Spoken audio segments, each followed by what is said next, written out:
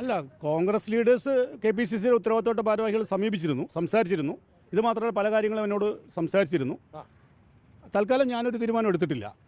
ഞാനിപ്പോഴും ഒരു ഇടതുപക്ഷ അനുഭാവിയായി തുടരുക തന്നെയാണ്. ഞാൻ നേരത്തെ നിങ്ങളോടൊക്കെ പറഞ്ഞ പോലെ എന്നെ പാർട്ടിയിൽ നിന്ന് പുറത്താക്കിയിട്ട് 10-ലേറെ കൊല്ലമായി. ഞാനൊരു 3 അപ്പീൽ സംസ്ഥാന സെക്രട്ടറിക്കും കൊടുത്തു, ഒരു അപ്പീൽ പാലക്കാട് ജില്ലാ സെക്രട്ടറിക്കും കൊടുത്തു. ഇതുവരെയായിട്ടൊരു മറുപടി പോലും തന്നിട്ടില്ല. എന്നിട്ട് ഞാൻ പാർട്ടി അനുഭാവിയായി, ഇടതുപക്ഷ അനുഭാവിയായിട്ട് ഞാൻ തുടരുകയാണ്.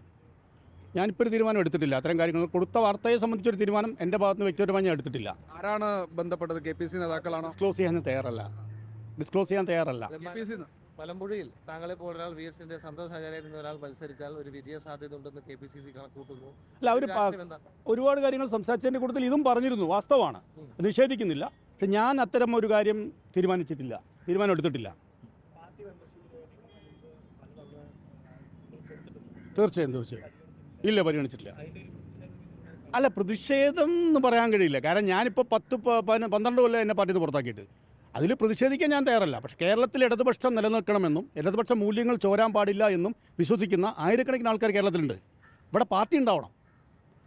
പണ്ട് വിജയൻ മാഷ് പറഞ്ഞ പോലെ ഇങ്ങനെ പോയാൽ ഇടതുപക്ഷ മൂല്യങ്ങൾ തകർന്നാൽ പാർട്ടി ഉണ്ടാവില്ല, ജനങ്ങൾ കൂടി ഉണ്ടാവില്ല, പാർട്ടി ഉണ്ടാവും. പാർട്ടി ഉണ്ടാവണം എന്നാണ് ആഗ്രഹിക്കുന്നത് ഞാൻ.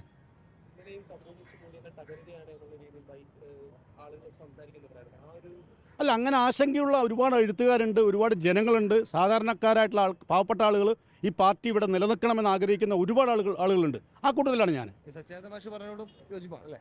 അല്ല, സച്ചിദാനന്ദ മാഷെ പോലുള്ള പല ആളുകളും അത്തരം അഭിപ്രായങ്ങൾ പറയുന്നുണ്ട്.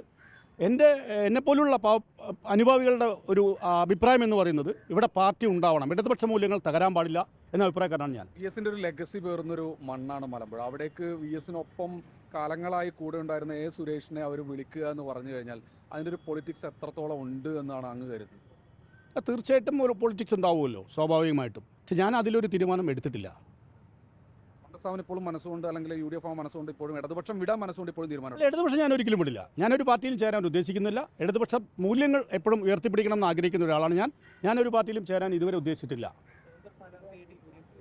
ഞാൻ പറഞ്ഞല്ലോ, അവർ സംസാരിച്ച കൂട്ടത്തിൽ ഇതും സംസാരിച്ചിരുന്നു. ഞാൻ അതിലൊരു തീരുമാനം എടുത്തിട്ടില്ല.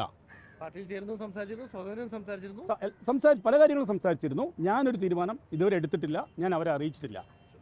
ലോകത്തെവിടെയായാലും ഏത് സമയത്തും 24 വാർത്തകളും ഓഗ്മെന്റഡ് റിയാലിറ്റി പാക്കേജുകളും എക്സ്പ്ലെയിനറുകളും വിശദമായി കാണാൻ ഞങ്ങളുടെ YouTube ചാനൽ നിങ്ങൾക്ക് സബ്സ്ക്രൈബ് ചെയ്യാം.